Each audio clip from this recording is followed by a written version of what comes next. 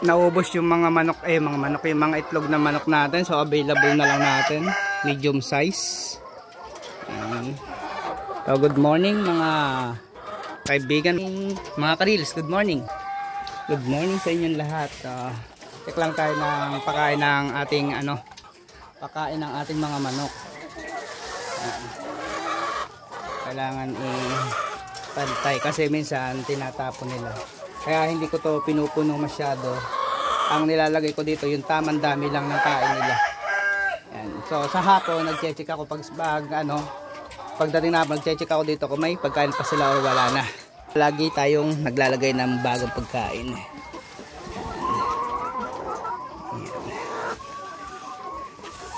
Tapos ito naman dumi nila, yan, nalinis na. Every 2 days naman ako kung maglinis naman dito. So pinapala ko lang sila. Yan. Yan. May langaw kahit pa paano, pero hindi naman sobrang langaw. So, itong aking mahiwagang pala, dito lang lagi. Para pag ako'y yan. Luluto naman tayo ng almusal. Good morning, good morning.